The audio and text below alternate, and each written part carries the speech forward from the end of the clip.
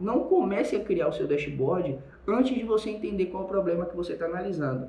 Por quê? Porque você acaba... Uma vez que você já entendeu o processo, fez as perguntas, estudou um pouquinho, uma vez que você já tem um alinhamento com o seu gestor, com a liderança lá, né? Fica muito fácil você escolher os indicadores, porque você já entende basicamente como é que as coisas funcionam e também você já tem um alinhamento prévio com os seus gestores. Então, qualquer dúvida que você tiver, você pode recorrer a eles, você pode até tomar algumas decisões por conta própria, visto que você tem um entendimento básico ali do processo, então talvez valha até a pena você arriscar colocar alguma coisa mais inovadora. Então, quando você faz esses dois processos aqui de maneira correta, fica muito mais fácil você escolher os indicadores, que é um dos principais pontos de pergunta que eu recebo do pessoal do Dominação Dashboards e da galera que eu ajudo a criar dashboards aqui no Power BI também, beleza? Então, com isso aqui a gente mata. Aqui no pilar, nesse segundo pilar aqui, eu coloquei anomalia. Por que anomalia? O método Templo, que é esse método aqui que eu estou mostrando para você, ele não está organizado em ordem decrescente de importância. Isto é, não significa que confiabilidade de dados é mais importante que entender o processo, que é mais importante que alinhamento com a liderança. Enfim, são pontos importantes para você criar um dashboard interessante. E eu coloquei aqui nessa posição anomalia, porém a anomalia não é menos importante do que entender o processo. A anomalia é um dos principais pontos para você criar um dashboard, porque um dashboard serve para resolver problema, para resolver anomalias. Se a anomalia não está clara na tua cabeça, teu dashboard não vai ter direção. Pensa comigo assim, ó. Criar um dashboard é como contar uma história. A história de quem? A história do problema, da anomalia que você está analisando. E como é que você conta história? Você conta história com um início, um meio e um fim. Você precisa transmitir essa história para os seus gestores, para a liderança, que é o que está posto bem aqui. Se essa história, esse problema não está claro na tua cabeça, precisa estar. Não comece a criar o seu dashboard antes de você entender qual é o problema que você está analisando.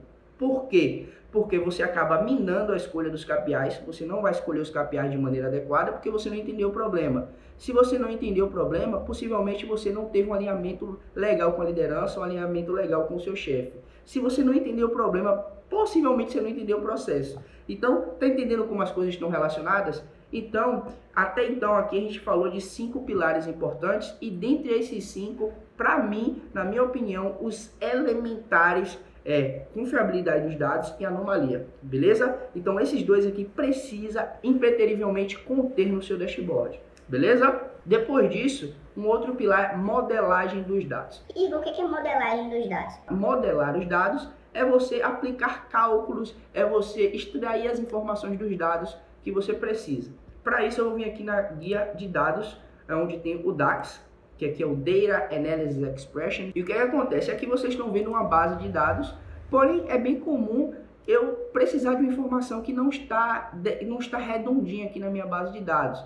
Então, eu preciso extrair essas informações aqui da base de dados. Por exemplo, aqui tem o valor de venda de cada produto. Se eu quiser o valor total de vendas, como é que eu faria? Se eu quiser o valor total de vendas por categoria, como é que eu faria?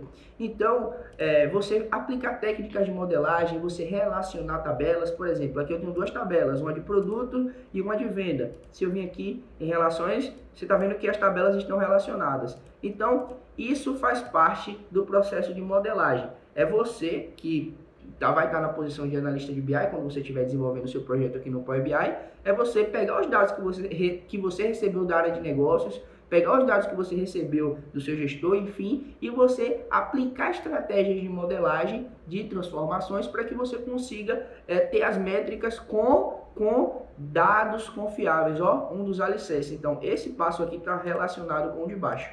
Entende? Entende a coisa? Beleza? Agora vamos aqui para a parte de design e de cores. O que é que tem a ver a parte de design? Lembra lá que eu te falei que apresentar um dashboard é como contar uma história? Precisa ter um início, um meio e um fim? Essa história ela fica mais clara quando você escolhe um design e as cores corretas.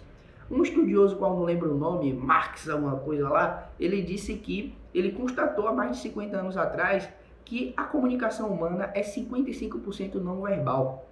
Ou seja, as pessoas se comunicam de forma majoritária, de uma forma que não é através de palavras, não é através de comunicação, como eu estou fazendo com você aqui. Possivelmente você, seu cérebro, antes de você entrar aqui nesse vídeo, você já fez alguma avaliação prévia para dizer se você assistiu o vídeo ou não. Por exemplo, você pode ter visto, porra, não gostei da cara desse maluco, não gostei do cabelo dele, não gostei disso. E isso tudo são coisinhas que estão na sua cabeça que fazem parte da comunicação não verbal. O jeito como você se porta numa reunião, tudo isso faz parte da comunicação não verbal. Então eu peguei isso que esse cientista definiu e que eu acredito muito nisso que funciona e coloquei aqui no contexto dos dashboards. Como é que isso funciona? Vou juntar aqui a parte de cores e a parte de design. A parte de cores está relacionada a você não criar um pavão. Por exemplo, vou vir aqui no meu dashboard. Se você for analisar esse dashboard, ele tem 3 cores basicamente. Um preto, que é a cor primária, que ele está em todos os momentos aqui. Um verde clarinho, que é a cor secundária. E um branco, que ele aparece de maneira mais esporádica ali na fonte, etc. A minha recomendação para as cores é você utilizar de 2 a 3 cores. Ponto. É isso. Ah, Igor, eu trabalho na empresa. Usa as cores da identidade visual da sua empresa. Por exemplo, quando eu trabalhava na Ambev, os dashboards que eu criava era sempre com as cores azul e branca. Então, se você trabalha na empresa, escolha as cores ali da logo da sua empresa, vai ter uma grande possibilidade de você ter uma apresentação legal. Mas se você quiser inovar, utilizar outras cores, faça uma combinação de 2 cores, no máximo 3 cores. Se você tentar colocar muito mais coisas, vai bagunçar ali a parte visual do seu dashboard e vai agredir visualmente, vai dificultar você passar a mensagem de maneira clara e objetiva. Beleza? Se você for olhar esse dashboard, existem alguns elementos aqui que eles estão alinhados com essa comunicação não verbal que constituem 55% da nossa comunicação.